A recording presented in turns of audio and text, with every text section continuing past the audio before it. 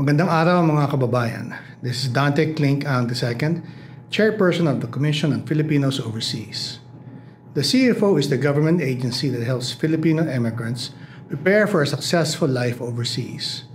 Unlike other migrant-focused agencies, the CFO plays a unique role in strengthening the economic, cultural, and political ties between Filipinos overseas and the Philippines.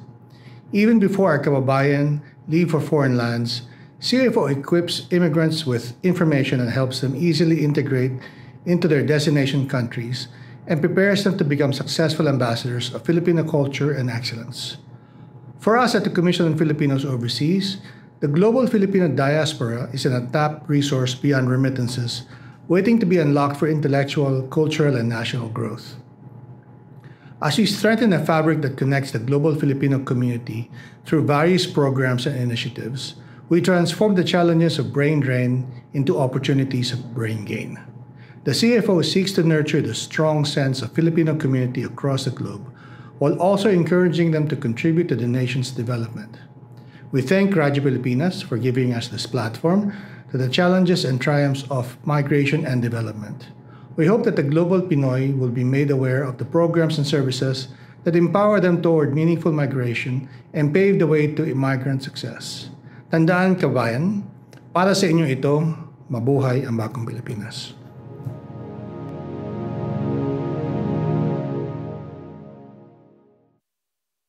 Narito na ang programang mag-uugnay sa mga Pilipinong naninirahan sa iba't ibang panig ng mundo. Serbisyong CFO sa Bagong Pilipinas. Serbisyong hatid ng Commission on Filipino Overseas at Radyo Pilipinas World Service. Ang programang magtatampok sa mga proyekto at serbisyo publiko upang mapalakas ang ugnayan ng milyong-milyong Pilipino sa kanilang bansang pinagmulan. Serbisyong CFO sa Bagong Pilipinas. Dito sa Radyo Pilipinas World Service. Tinig ng bayan, lakas ng katotohanan. Himpapawid na may layuning paglingkuran ang mamamayan. Sa bawat kwento may diwa ng serbisyo. Sa bawat balita may puso at paninindigan. Ito ang Serbisyong CFO sa Bagong Pilipinas. Serbisyong CFO sa Bagong Pilipinas. Dito sa Radyo Pilipinas World Service. Magandang araw Luzon, Visayas at Mindanao. Magandang araw sa lahat ng Pilipino saan man sa mundo. Ito ang tambalang RC Carrera at RK Peralta. Kayo po ay nakikinig sa Serbisyong CFO sa Bagong Pilipinas. Handog po ng Commission on Filipinos Overseas at ng Radyo Pilipinas World Service. Ngayon ay Tuesday, June 10, 2025. Magtungo po tayo sa mga balita na may kinalaman sa ating mga overseas Pinoys. Nandito na ang mga mahahalagang balita at anunsyo mula sa Commission on Filipinos Overseas. Balitang CFO. Balitang CFO. Dito lamang sa Radyo Pilipinas World Service. Philippines marks 127th Independence Anniversary with nationwide celebrations. Returning OFs get support at Balik QC Reintegration Fair for National Migrant Workers Day 2025. UP Diliman alumnus appointed interim dean of NYU Faculty of Arts and Science. And Filipina chef Frances Tariga earns spot in Michelin Guide New York for bold Filipino-focused tasting menu. Serbisyong CFO sa Bagong Pilipinas. Dito sa Radyo Pilipinas World Service. Isang makasaysayang araw ng pagkakaisa at pagdiriwang ng diwang makabayan ang muling binibigyang buhay ngayong ika-127th anniversary ng Araw ng Kalayaan. This June 12, the heart of the nation beats stronger at Rizal Park, Manila as Filipinos gather for the Parada ng Kalayaan 2025, a grand celebration of freedom, culture, and national identity. The iconic Kilometer Zero Rizal National Monument becomes the epicenter of patriotic fervor as marching troops, aerial flybys, and vibrant floats fill the streets in a spectacle that unites tradition and progress. This year's celebration honors the bravery of heroes past while showcasing the strength of today's Filipino through military honors, artistic performances, and a colorful cultural showcase featuring contingents from across the nation. Thousands are expected to take part, from uniformed personnel, local performers, national officials, and to proud citizens, all waving flags, raising their voices, and celebrating what it means to be truly free. The National Historical Commission of the Philippines, together with various government agencies, leads this monumental event that reminds every Filipino, kalayaan ay hindi lamang alaala, kundi panata, isang pangakong patuloy nating isinasabuhay. Mula sa Rizal Park hanggang sa bawat sulok ng bansa, mabuhay ang Pilipinas at mabuhay ang kalayaan. A heartwarming celebration and homecoming for our modern-day heroes. The Commission on Filipinos Overseas, or CFO, joined in bringing joy and meaningful support to overseas Filipinos and their families during the National Migrant Workers Day 2025 Balik QC Reintegration Fair, a special initiative by the Quezon City government. The reintegration fair was more than just a one-stop hub for services. It was a vibrant gathering filled with music, games, hugs, and heartfelt reunions. It featured programs on financial literacy, livelihood opportunities, and wellness support, all geared toward helping overseas Filipinos transition smoothly as they return home. CFO stood alongside QC in delivering not just information but inspiration through interactive booths, giveaways, and on-site consultations aimed at empowering returnees with resources and hope. For many OFs, this celebration was more than an event. It was a recognition of their sacrifices, a reminder that they are seen, valued, and warmly welcomed back to a community that embraces them. From CFO and the Quezon City government, a heartfelt salute for every Filipino who returns home with stories of resilience and dreams of new beginnings. In other news, a major milestone for the Filipino academic community. A Filipino-American has just been appointed interim dean of one of the most prestigious universities in the world. Dr. Michael Puruganan has been named the interim dean of the Faculty of Arts and Science at New York University, or NYU. The appointment was made official through a university-wide memo issued by NYU President Linda G. Mills and Provost Georgina Dopico last May 27. His term will take effect starting July 1, 2025. The NYU Faculty of Arts and Science is the largest academic unit within the university, and Dr. Puruganan is expected to lead thousands of students and faculty in the months ahead. University officials cited his leadership experience and academic excellence as key factors behind the appointment. This announcement marks another proud moment for the Filipino community, as Dr. Puruganan is among the very few Filipinos to assume such a high-ranking academic leadership position in the United States. The news has sparked celebration online, and especially among Filipino scholars and alumni.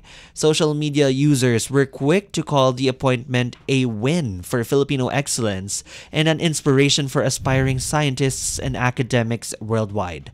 Dr. Puruganan will officially take on the role this July, and all eyes will be on how this Filipino leader helps shape the future of one of the world's leading universities.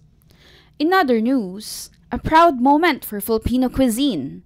Chef Frances Tariga, a Filipina based in New York, has made it to the Michelin Guide's New York selection with her restaurant Tadhana, recognized for its bold, culture-rich tasting menu.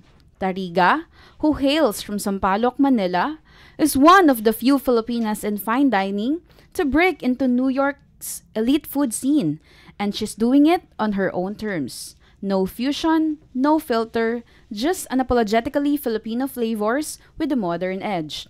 Her dish lineup, ranging from laing with smoked duck to ube taho panna cotta, earned her a spot among the city's top culinary voices. But for Tariga, this isn't just about recognition. It's about representation. Before her Michelin nod, Tariga had already stirred up attention in the industry, from Top Chef California to beat Bobby Flay.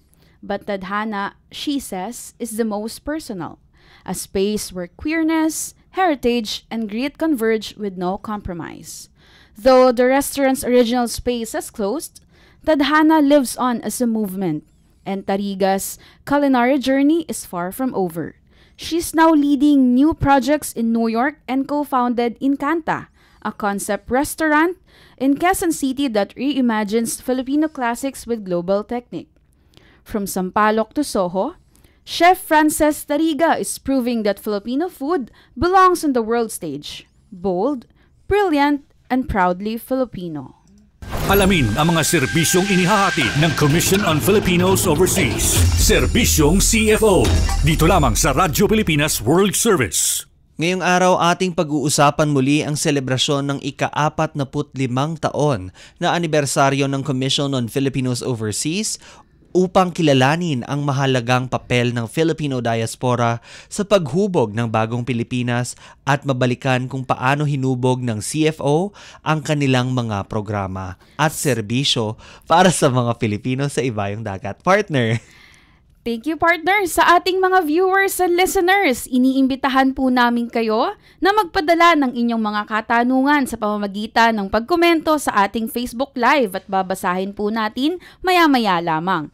Tayo ay kasalukuyang napapanood sa official Facebook pages ng Radyo Pilipinas World Service at Commission on Filipinos Overseas. Ayan, so upang bigyan tayo ng mas malalim na paliwanag tungkol sa 45th anniversary celebration ng Commission on Filipinos Overseas, pinaunlakan tayo ngayong umaga ng ating espesyal na panauhin mula sa CFO. Let's welcome Attorney Giancarlo S. Magracia, ang Head Executive Assistant ng Office of the Secretary ng CFO. Magandang umaga, Attorney Carlo, Magandang at welcome sa Attorney serbisyong Carlo. CFO sa Bagong Pilipinas. Magandang umaga, RK, RC. Isang karangalan para sa akin na Ayan, maging... magandang umaga again, RK, RC. Isang karangalan na maging parte ako ng programa na to at i-representa po ang Commission on Filipinos Overseas. Ayun. Attorney Carlo, unang-una po malugod na pagbati sa Commission on Filipinos Overseas sa nalalapit nitong pagdiriwang ng ika-45 nitong anibersaryo. Nabalitaan po namin na sa pagdiriwang ng CFO 45th anniversary magkakaroon daw po tayo ng forum at panel discussion tungkol sa Filipino diaspora. Maaari niyo po bang ibahagi sa amin ang detalye ng forum na ito, Attorney Carlo? Opo. Unang-una po ngayong taon, alinsunod sa ating 45th anniversary celebration na may temang Filipino Diaspora for Bagong Pilipinas, Contributions, Challenges, and Future Directions. Ngayong taon, alinsunod sa ating anibersaryo, layunin nating bigyan diin ang mahalagang papel na ginagampanan ng mga Pilipino sa ibayong dagat at paghubog ng mas matatag, maunlad at makabagong Pilipinas sa pamamagitan ng iba't ibang panel discussions na gaganapin ngayong June 16, 2025, Lunes ito, sa Marriott Hotel, Pasay City. Nais nating i-acknowledge ang kanilang kontribusyon hindi lamang sa ekonomiya, sa pamamagitan ng remittances, kundi sa larangan ng agham, teknolohiya, sining, kultura at diplomasya. Ayun, so Attorney Carlo, umpisahan po natin sa panel discussion number 1. Gusto ko lang malaman kung ano yung tema nito at kung sino nga ba ang moderator at ang mga gaganap na panelist. At karagdagan dyan na tanong, Attorney Carlo, sino nga ba yung mga target natin na participants para dito sa panel discussion na ito? Okay, magandang tanong yan, RK. Kasi nga may 3 panels po tayo para sa ating forum na to. Sa unang panel natin, ang tema natin ay Beyond Borders, Transformative Impact of Filipino Immigrants. Bali, pag-uusapan po natin dito ang naging impact ng ating mga kababayan sa ekonomiya at kultura ng kanilang mga destination countries. Ang moderator po ay si Dr. Maruja Asis, isang kilalang sociologist at dating at director ng Scalabrini Migration Center. Mahigit 30 taon na po ang kanyang pagsasaliksik sa nasabing usapin at topic na to. Dalawa po sa mga kumpirmado nating panelists, si Miss Melanie Pronovos mula sa Canadian Embassy at si Miss Yuko Tomita mula sa International Organization for Migration. Pareho po silang eksperto sa migration programs at humanitarian work. May inaasahan po tayong kumpirmasyon mula pa sa Italy at Spain. At ang pinakalayunin po ng discussion na ito ay maipakita ang positibong kontribusyon ng mga Pilipino sa abroad at kung paano sila magiging mahalagang bahagi ng global development. So bali ang ang target po natin dito syempre yung mga Pilipinos natin abroad at ma-highlight kung paano sila nagko-contribute dun sa pinanggalingan nila o kung saan sila ngayon naroon. Maraming contribution po ang ating mga Filipinos overseas. At sa tulong po nito at syempre sa pagbibigay kaalaman ng ating mga eksperto, mas maipapaliwanag pa natin ng maigi yung kagalingan, yung contribution ng ating mga kababayan sa abroad. Opo. Maraming salamat po, Attorney Carlos. So ulitin lamang po natin sa unang panel discussion, yung impact ng ating mga immigrants ang pag-uusapan. So kasama po dito yung ating mga representatives from the top destination countries tulad ng Canada. Inaasahan din natin yung sa Italy and Spain. So tunay nga na dapat nating maipaabot yung mga kwento at contribution ng ating mga kababayan sa ibang bansa. Ngayon naman po, magtungo po tayo sa pangalawang panel discussion. Ano po yung magiging paksa ng panel discussion 2? Sino naman po yung magiging moderator? And sino-sino po yung mga confirmed na panelists po dito? Sa pangalawang panel discussion naman na may temang Filipino marriage migrants, cultural exchange participants, and youth diaspora, the unique experiences and voices. Ang moderator po natin dito ay si Dr. Karen Ann S. Liao po ng Scalabrini Migration Center, isang human geographer na eksperto sa migrant narratives. Makikibahagi po sina Ambassador Franz Michael Melvin ng Danish Embassy, Ambassador Teresa Dizon de Vega ng Philippine Embassy in Seoul, at Filipino-Canadian content creator na si Mikey Bustos. Magkakaiba man ang kanilang background, nais po nating maitampok dito ang kwento ng mga bawat kababayan natin gaya ng mga kabataan lumaki sa ibang bansa at mga ikinasal sa dayuhan. Sa pamamagitan ng panel discussion na ito, inaasahan nating mapalakas ang proteksyon at interest ng mga migrante sa host countries nila po. Ayun. So dito naman po, ang pinag-aano natin, ang layunin natin dito, ma-highlight naman yung mga experience po ng mga nag-asawa sa abroad at mga anak nila na lumaki na dito, na lumaki na may pinakaiba yung kultura na kinagis na nila. Pero, kukumpara natin to na lumaki pa rin sila sa magulang nila na galing sa Pilipinas. Opo. So, may mga differences to. At yung mga eksperto neto ay magpapaliwanag dito. At ang pinakamaganda pa dito, meron po tayong real-life experiences na mababahagi dahil kasama natin si Mikey Bustos. Tama. Opo. Nabanggit mo dito, Attorney Carlo, na mapalakas ang proteksyon at interest ng mga migrante sa host countries. Kasama ba dito ang anti-human trafficking natin na efforts ng CFO? Siyempre po, kasama po dito po yan. Ang ating anti-human trafficking efforts, ang Commission on Filipinos Overseas ay parte po ng IACAT. At hindi lang siya basta parte ng IACAT, ang CFO pa ang namumuno sa IACAT Advocom. Yung parte nito na may media and communications. Tama. So layunin ng CFO na mapalagaan na pa yung mga kwento ng ating mga overseas Filipinos. At the same time, syempre, kung alam mo yung kwento nila, mas madali natin sila maproteksyonan. Mas madali natin sila matulungan. Magandang balita yan, Attorney Carlo, no? Kasi ngayon, nakipag-partner ang CFO sa PLDT Global upang magkaroon pa ng free calls international ang 1343 hotline natin na pwede nating ibalita din sa susunod na ating episode. Pero ang gist lang nito is, ang 1343 hotline ay libre na po saan man po kayo sa buong mundo. Gamit po ang tindahan ni Bossing application or Tinbo app ng PLDT Global. So, kailangan nyo lang ng smart virtual number para makatawag sa ating hotline. Tsaka RK, dagdag ko lamang din. Since ang CFO, tayo po yung ahensya na nag-register at nagpo-provide ng pre-departure services sa ating mga emigrants na papaalis pa lamang ng bansa. Napakalaki ng parte ng CFO dito sa IACAT na to, sa Interagency Against Human Trafficking. Kasi since tayo po yung unang dinadaanan nila bago sila umalis, napakahalaga kasi nabibigyan natin sila ng knowledge kung paano nila mapaproteksyonan ang kanilang mga sarili. At once na makita natin na potential victim to against human trafficking, agad-agad natin tong idinudulog sa mga ahensya tulad ng DOJ, ng PNP. Ayan. Perfect. Ayan. So, Attorney Carlo, kung ang unang panel ay tumutok naman sa positibong epekto ng diaspora, sa ekonomiya at kultura. At ang pangalawang panel ay nagbibigay tuon sa mga karanasan ng Filipino migrants. Magtungo naman tayo sa ikatlong panel discussion. Ano naman ang tema nito at sino ang moderator at sino-sino ang mga gaganap na panelist? Sa ikatlo at ikahuling panel discussion, ang ating tema ay promoting a thriving exchange of knowledge, skills, and resources between the Philippines and the global community. Si Dr. Maria Divina Gracia Roldan ang moderator dito. Isang profesor ng De La Salle University na eksperto sa diaspora engagement at brain gain. Kumpirnado po sina Dr. Lea Buendia, isang Undersecretary ng Department of Science and Technology, at si Dr. Albert Rosana, na naging awardee na po ng PAPIO, Pamana ng Pilipino Awardee. Layunin po nito ang magpag-highlight ng kaalaman, skills at innovation mula sa mga overseas Filipinos na ibinalik na nila sa ating inang bayan.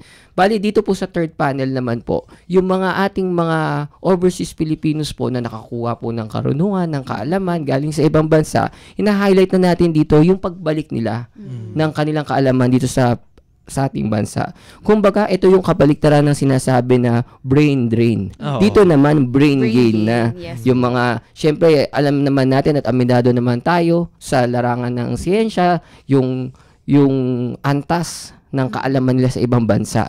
Magandang may makuha tayo doon at mabalik dito at ma-apply naman dito. Tama. Marami sa mga itatampok natin dito ay mga nagtuturo ngayon sa mga universidad dito. So yung natutunan nila, ibinabalik nila sa mga kabataan natin. At magandang ipakita to na hindi lamang limited sa pagbibigay ng remittances.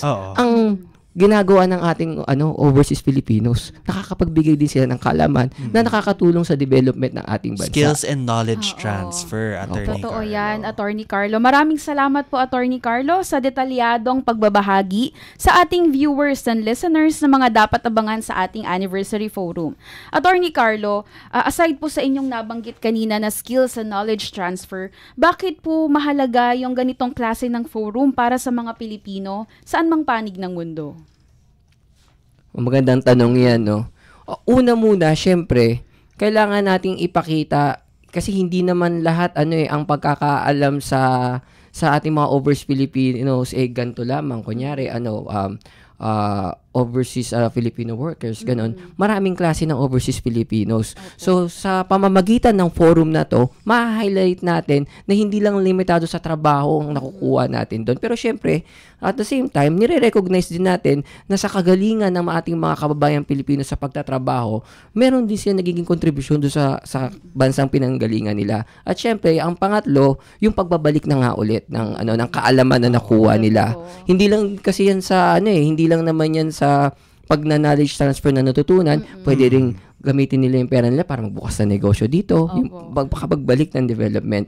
Sa tulong ng forum na to, na i-engage natin sila, na hihikayat natin sila na magbalik.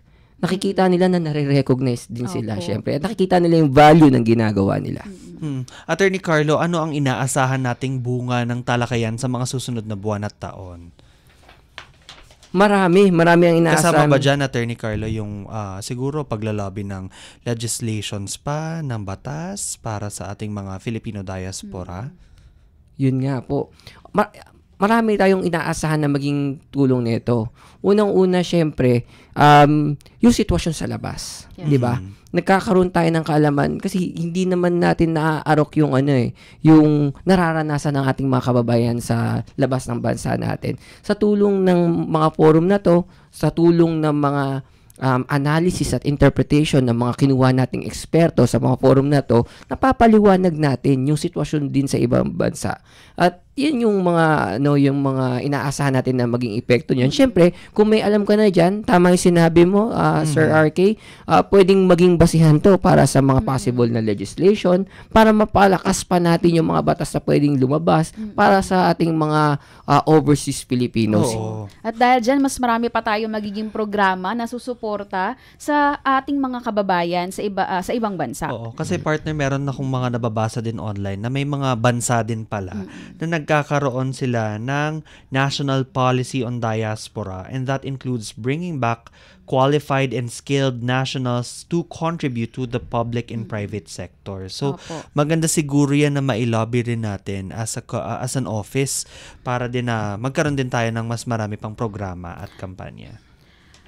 Attorney Carlo, napaka-exciting po ng gagawin na forum ng CFO. So may plano po ba ang ahensya na gawin ito taong-taon, yung ganitong klaseng forum? Actually, again, napakagandang tanong niyan kasi hindi natin nabanggit na ngayon lang ulit ginawa na sa anibersaryo ng Commission of Filipinos Overseas ay nagkaroon ng gantong kalaki o malawakang forum. Ang plano sa ilalim ng ating kalihim, Dante Clink ang II, ay ipagpatuloy na to. Long-term goal na to ng ating komisyon para lagi tayong in touch sa sitwasyon sa baba. Maaring sa mga susunod, ibang topics naman ang i-cover natin. Siyempre, maraming developments na nangyayari sa loob at labas ng bansa din eh. And kailangan natin na lagi tayong up to step. Kaya mahabol talaga natin. Gusto ko lang ding idagdag kasi nabanggit na din kanina na may mga bansa nga na lumalapit din sa atin at inaaral din kung paano tayo natin i-engage ang ating mga Filipinos overseas. Alam sa ibang bansa kung gaano karami ang Pilipino sa abroad. Yes. May makipag-usap na at alam natin na balita na to na may mga delegates na pumunta galing sa ibang bansa para aralin to, pumunta sa CFO. Yes po. Ayun. So, meron na ba tayong live questions sa RC? Huling katanungan po muna, Attorney Carlo, bago po tayo dumako sa ating Facebook Live questions. Paano naman po yung mga hindi makakadalo ng personal sa event? May paraan po ba para masubaybayan nila yung anniversary forum sa June 16? Hybrid po ba ito? Ito po ba ay face-to-face lamang or ila-livestream po ito? Ayun po. Siya po, yung activity natin, syempre, meron po tayong nagaganap ng live sa Marriott Hotel. Okay. Pero ila-livestream din po natin to sa official pages po ng ating Commission on Filipinos Overseas. Bukod dito, meron din tayong ilalabas pa sa YouTube channel natin para po talaga mapanood pa ng mga hindi available sa oras na yon yung naganap nating forum. Ayan. RK, meron na tayo natanggap na questions? Oo, meron na tayo natanggap na questions mula sa ating Facebook Live. Ang question na natanggap natin ay mula kay, sino to? Si Siegfried Elijah. Anong mga hakbang ang ginawa ng CFO sa mga nakaraang taon upang hikayatin ang mga imigrante na tumulong sa pag-unlad ng Pilipinas sa pamamagitan ng pagbabahagi ng kaalaman o mga donasyon? Ayan. So, marami na naging hakbang. Unang-una, meron tayong mga programa na ginagawa gaya ng Link Appeal, meron tayong Balinkbayan, 'di ba? Maraming ginagawang programa ang Commission on Filipinos Overseas para matap yung ating Filipinos in diaspora. Bukod dito, may mga ginagawa na ring forums noon, yung ginagawa natin na PAFI Awards, BAM Awards, isang paraan din yan na pag-engage sa ating diaspora. Nire-rewardan natin ang mga efforts na itampok ito in mainstream media, di ba? At syempre, ang pinakagusto natin yung uniqueness ng mga anggulo. Kasi nga ang gusto nga natin hindi lang tingnan sa anggulo ng pagpapadala lang ng remittances ang Filipinos overseas natin. Marami pang ibang aspeto. Ayun. So hindi na tumigil ang Commission of Filipinos Overseas na gawin naman ito. Bago po ang huling katanungan, nais ko lamang pong bumati sa 12,000 viewers natin from Ateneo de Manila University. Huling katanungan mula kay Isa Lopez. Mayroon ka bang anumang payo para sa mga kabataan na Pilipino, lokal at sa ibang bansa na nais panatilihing buhay ang kultura ng Pilipinas sa kanilang buhay? Mahirap ang tanong. Mahirap na tanong yan, lalo na sa panahon ng ng Facebook. Pero posible ito sa ULID, nga po. Pero alam mo, siguro na lang yung, hindi ko sigurado, pero sabi nila, yun nga, sabi daw talaga to ni Jose Rizal, 'di ba? Yung like kang lumingon sa iyong pinanggalingan. Oo. Like kang lumingon sa iyong pinanggalingan para maging gabay sa iyo kung saan ka patungo. So, yun ang advice ko sa kanila. Lumaki naman tayo dito sa Pilipinas. Marami naman tayong mga bagay na na dapat maging proud tayo. So doon magsimula kahit sa mga ganung mga bagay lang sa mga post natin, 'di ba? Yung yung i-celebrate natin yung mga victories ng ating mga kababayan. Pwede diba? natin ma-relate dyan na partner yung... Si Carlos Yulo, kakapanalo lang ng maraming medalya ngayong nakaraan na event. Si Obiena, 'di ba? Yung mga ganung mga bagay pa lang sa na lang, hindi ko na pa-komplikaduhin lang din. Pero yung mga ganung na i-celebrate natin, pinopost natin, maging proud tayo sa mga achievement ng mga kababayan natin, isang paraan para natin ang ating kultura, 'di ba? Totoo 'yan, attorney. Napakagandang programa po ng CFO 45th Anniversary Forum, Attorney Carlo. So, bago po tayo matapos, para po sa ating mga viewers and listeners na inaabangan at sumusuporta ang nalalapit na pagdiriwang ng ika-45 anibersaryo ng CFO, ano po ang inyong huling mensahe? Siguro siguro imbitahin na lang din po natin sila. Una muna, yung mga nakikinig sa atin, sabi nga 12,000 daw, no? Gusto namin kayong imbitahin sa forum ng Commission on Filipinos Overseas para i-celebrate ang mga kontribusyon, ang mga naging talento, para pag-usapan ang mga challenges ng ating mga kababayan at syempre yung future direction din ng Filipino diaspora. Again, June 16, 2025. Actually, magsisimula ang event ng 9 a.m. 3 panels po yan. Siksik, liglig sa impormasyon at kaalaman tungkol sa Filipino diaspora. Gaganapin po ito sa Marriott Hotel sa Pasay. Available din po siya, live stream sa Facebook at eventually mapopost din po natin sa ating YouTube channel yung event na ito. Yes po. Ayun. So maraming salamat po Attorney Carlos sa pagbabahagi ng inyong oras at kaalaman sa talakayan ngayong araw tungkol sa 45th anniversary celebration ng CFO.